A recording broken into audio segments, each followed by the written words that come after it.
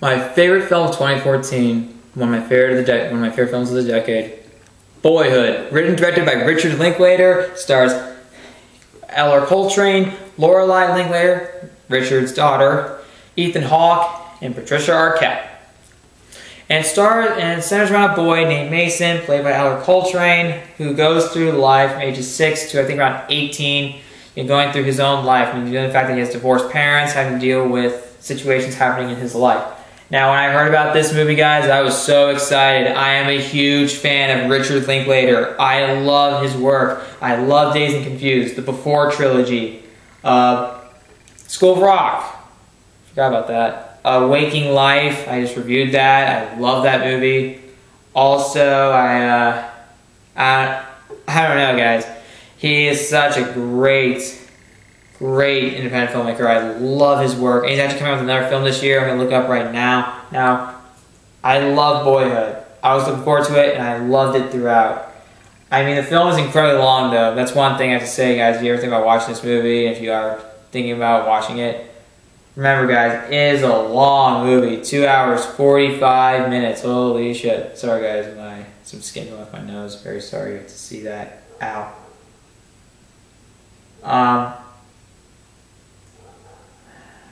Sorry guys, I'm gonna get something else because I'm kind of bored here, which is very sad. But I love Boyhood. I love watching Boyhood. I mean, for 2 hours 45 minutes, I was never bored. I always liked watching this kid's life. And while I can't really relate to the kid, I was always watching time movie throughout it. Wait, I'm hearing something, guys. Wait, hold on. Never mind, guys. I wanted this to be one entire take, but I thought my parents or some friends were coming home. Guess out it's not. Who knows how long, guys. I love this movie. The acting is great. I mean, Eller Coltrane, he starts off a little iffy at times. I mean, these are kid actors, but he's undeniably a good kid actor. Since Lorelai Linklater, though the daughter is overall annoying. That was kind of an annoyance for me, but I didn't really care. It didn't hurt the film for me. I mean, to be honest, guys, there are some things I can relate to in this movie. I mean, this kid has problems with divorce. I've never gone through that, but I have. I mean, some of my extended family members, they've gone through a divorce. I don't want to say anything else more than that. They may be doing fine. Here, however, they don't. So there's some sort of thing not relating to that. But, you know, yeah. Patricia Arquette is fantastic in this movie. I loved her in this movie. She was great. She's a character. I mean, she's a very flawed human being. Every character in this movie is a human. You really feel for them as people. They're not just characters. They're people. Patricia, like Arquette, she's a very hurt woman to me. She didn't have a great time with her first marriage to Ethan Hawke, and some of her other marriages not really all that great. Not going to spoil for you guys, but she's a person that is flawed. I mean, every person in this movie has flaws. She hasn't done great with her marriages, and she seems to struggle. She really wants to do the best. She wants to have the best living situation for her kids. She wants her kids to have a good life, but the problem is she just seems to be making not the right decisions, and she's just making it hard for herself and for her kids. The daughter, Lorelai Linklater. I mean, the characters are fine. I mean, as the cast grew older, they matured more and they were more invested in their characters because they understood more about acting, and they felt like they came more from just being like movie characters to being actual human beings. The daughter, yeah, she's kind of annoying, but I don't really care much about that because I mean, we've all had kids. We've all had siblings, right? I mean, we all had sisters, brothers. I had 2 sisters, and I treat them like shit. So I guess I can say I'm kind of more like the daughter, because I'm just being an asshole.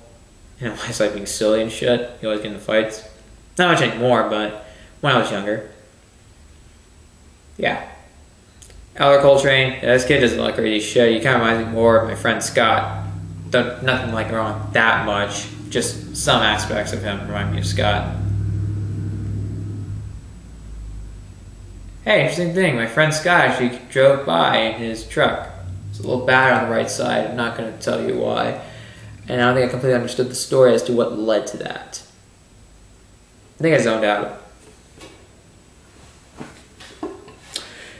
This movie's a unique way to look at growing up. How this movie was structured is that they actually filmed this movie over the course of 12 years, and I loved how they did that. I mean, the characters grew up for real, and the best thing about that is that the characters are just growing up for a long time. This movie took time to develop. I mean, the events that were going on in life, the story. I mean, what happened was, sorry guys, my nose, I mean, it's just so, skin peeling off here, I think.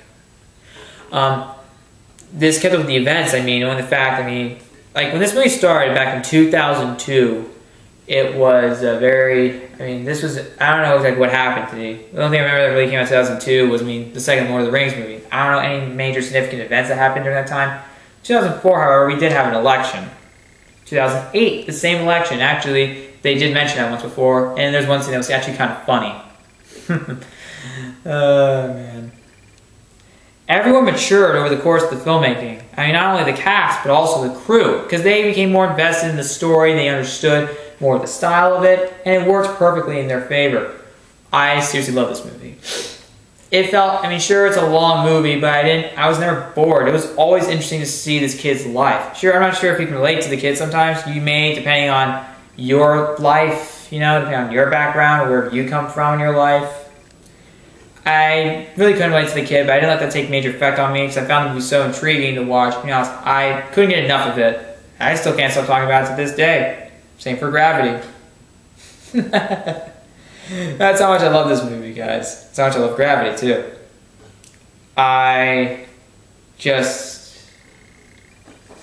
It's a unique way of growing up. We've all seen coming-of-age movies, but the problem is, coming-of-age, they kind of make these kids grow up so quickly. It doesn't feel realistic.